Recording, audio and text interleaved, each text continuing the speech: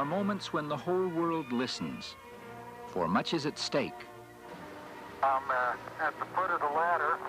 The 11-foot beds are only depressed in the surface about 1 or 2 inches. I'm going to step off the limb now. That's one small step for man, one giant leap for mankind.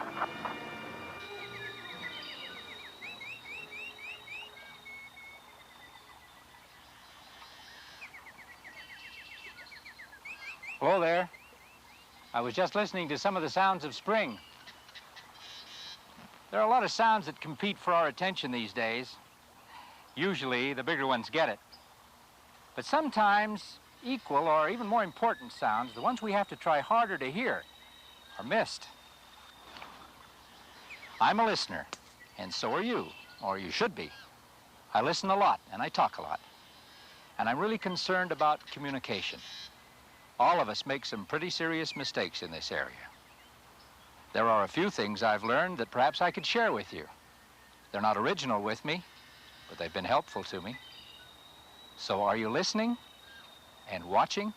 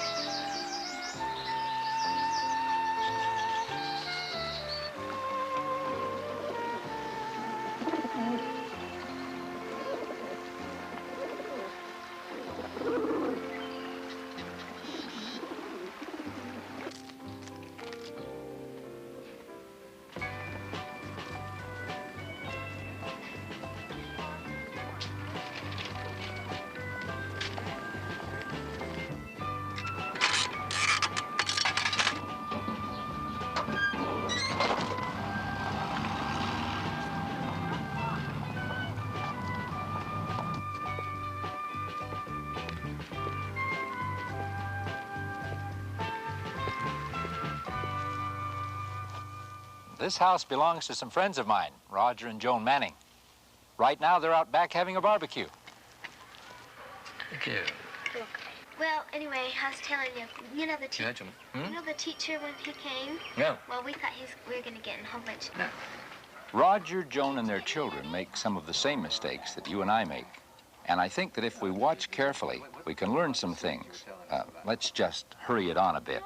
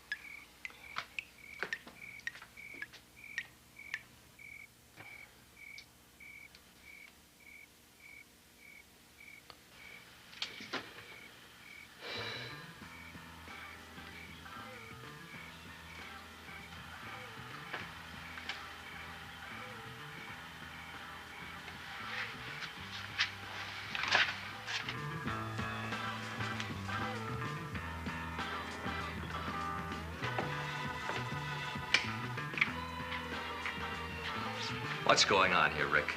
Oh, hi, Dad. Why aren't you asleep? Well, that's what I would like to know. What in the world are you doing?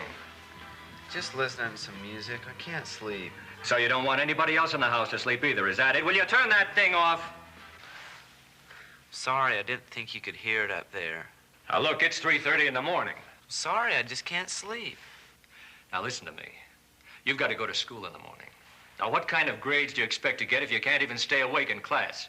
I know. And your health. You want to have a breakdown before you're 20 just because you stay up all night listening to that drivel? Sorry. Now, you get to bed, you hear? Now, if this father had been listening, not just to crickets and the dripping tap, if he'd stopped talking long enough to listen, he might have learned some important things. Watch. What's going on here, Rick? I just can't sleep. Can't sleep. What's the trouble? It's nothing. Something bothering you? Well, after school, some guys were talking about girls and stuff. Dad, you don't want to listen to this. Of course I do, son.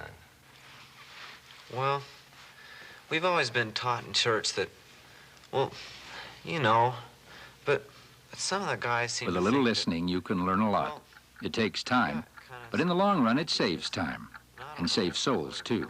For human values are at stake and people very close to you. Thanks, Dad. Sorry I ruined your sleep. That's all right. I'll see you later. Would you hit the light?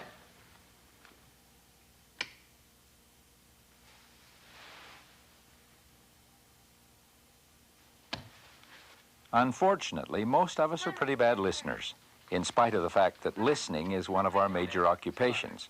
In fact, of all the time we spend with our family, at work, in church, in all areas, the average person spends 70% of his waking hours in communication, 9% in writing, 16% in reading, 30% in talking, and 45% in listening. Oranges, eggs, and 2 quarts of milk, okay? Eggs and milk, right. Bye, sweetheart. Be a good girl. Bye.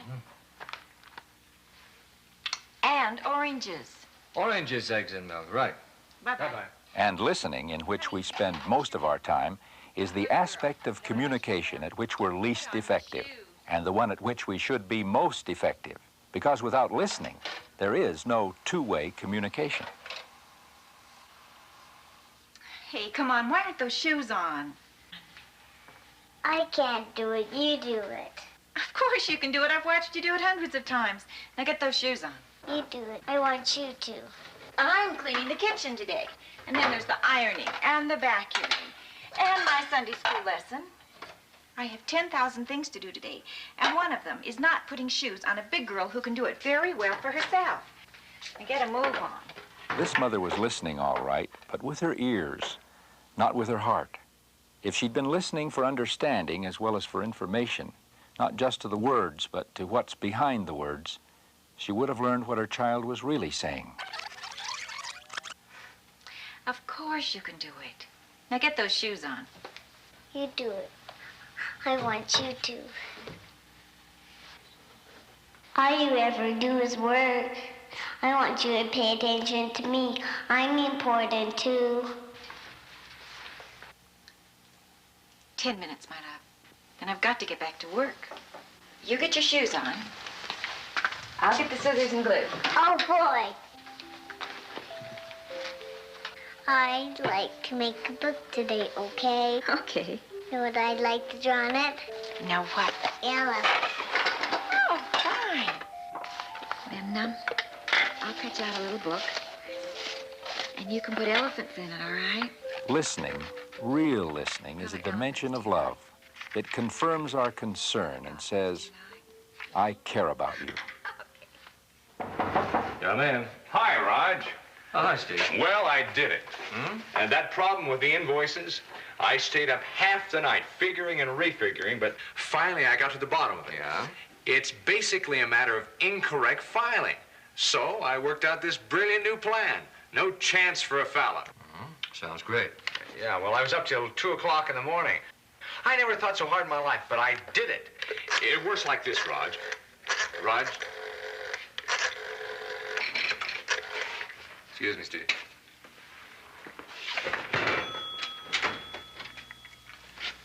Harry. Huh. If that's all he cares, why should I knock myself out trying to be creative for his stinking department? The shipment we were talking about? As you've guessed, there was more being said here than what was spoken. Roger's employee was asking for a little recognition, a little praise. But Roger wasn't really listening. He was talking, however. By his facial expression, his posture, his vocal tone, he was saying, "Oh, big deal." Now, if this wasn't what he wanted to say, he'd better try it again. And this time, he'd better watch his nonverbal language. And that problem with the invoices? I was up half the night figuring and refiguring, but finally I got to the bottom of it. Yeah? It's basically a matter of incorrect filing. So I developed this brilliant new plan. No chance for a foul-up. Hey, well, that sounds great. Yeah, well, I stayed up till about 2 o'clock. How late? I've never thought so hard in my life. An important relationship strengthened instead of damaged, just through a little appreciative listening. And perhaps some important benefits to the business, too. They got nowhere with it. Is that Absolutely nowhere. And you cracked it just like this? But it isn't always the employer who fails to listen. Frequently, the employee is guilty of the same fault. Oh, okay, thanks. Make sure these payments to Wallen and Company get out in the afternoon's mail. Okay. If he doesn't get his money within 30 days, there's a great big fat finance charge. Yeah, I learned my lesson from him last summer. He knows every trick in the book. I'll bet. So don't give him a chance, huh? Right.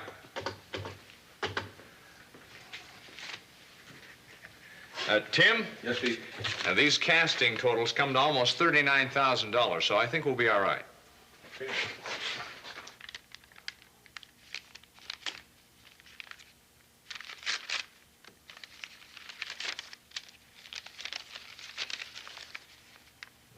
Wow. Steve? Yeah. What's this late payment charge from the Wallen Company? This life isn't long enough for each person to make all the mistakes himself. And the only way to learn from the experience of others is to listen. Really listen. Whether at work or at church or at home, listening is a vital component of leadership.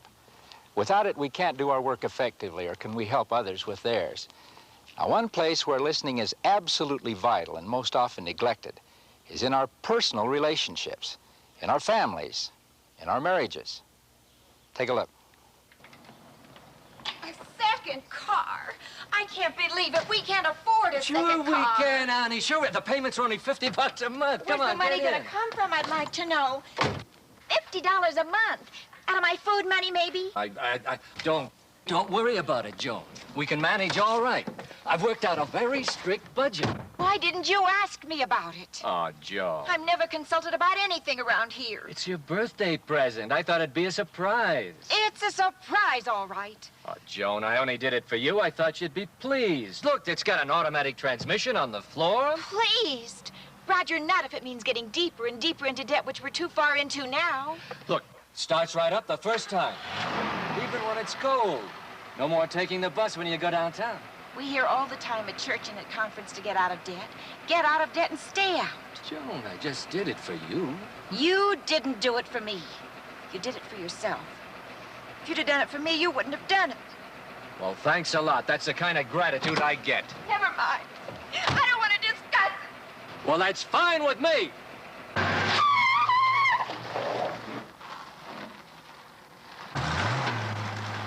Too bad.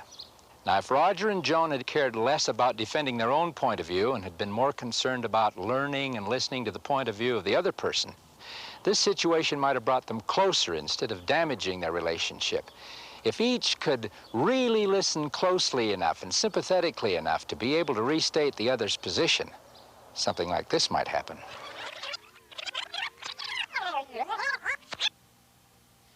But we just don't seem to think alike on this. Do you understand what I'm feeling? I think so. You feel that it would be real nice to have a second car, okay? But you also feel that it would be much nicer to get out of debt. From your point of view, security. There's a lot more in the balance here than the issue of a second car. The quality of any vital relationship rests on the ability to listen, to really communicate. This is a principle which has eternal implications in every phase of our mortal and spiritual existence. Let's take learning, for example. It's easy to blame the teacher for our lack of interest, but do we really put forth an effort to understand? Sure wish I didn't have that report in sociology next period. Wish my turn was tomorrow. Let's see. I'm going to talk about our city's crime rate compared to the rate 10 years ago. Yeah, that's not a very interesting opening. 10 years ago, your chance of being murdered in this city... Yeah, that's a lot better. I talked with Commissioner Rollins. Commissioner Rollins? I wouldn't trust him as far as I could throw him. Not after last election. What a phony. Nuts, the whole school's catching cold. It'd be just my luck to get it right in time for the game this weekend. Which reminds me, I've got to find out about the car for Friday. Another area that's becoming very popular is the field of social services. That's what I've been planning on going into. Hey, did you hear what he said about the social services? Later. Rick missed something just now. Something he needed to know. But he let a little preoccupation, a little prejudice, a little laziness get in his way. But school isn't the only place where this happens. What about our communication at church? Real listening is not a passive exercise. It's a concentrated effort to receive the intended communication from another. Ours is a speaking church, a telling church, but it must also be a listening church. Is it? I know that we're here on this earth for, well, many important reasons. We was placed here, We was? Good grief. Makes me cringe to hear language like that. Guess you can't have anything too important to say. And the more we can learn to love in the way that the Lord loved, the closer we are in doing what we're here to do. Christ showed the way when he said that we should love our My neighbor goodness. as ourselves. That Nielsen child won't let us sit through one meeting in peace. They just don't discipline their children at all. That's the trouble. The trick is that we can love those who have in some way injured us. That's the general idea. What's that? What idea? I don't know. They missed something at that meeting. They let a little prejudice get in the way of communication. It is not strange that the Lord has often said of his people, they have ears but hear not. If only all of us would really listen to our peers, to our prophets, to our conscience, and to the Lord. It's important to speak to the Lord, to say the things that we want to say, but what about listening? Do we ever finish our part of the prayer and listen to what the Lord has to say through the promptings of his Spirit?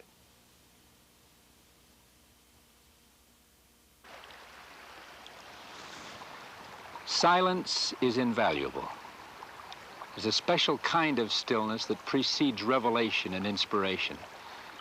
The Lord told us in Psalms, "Be still and know that I am God."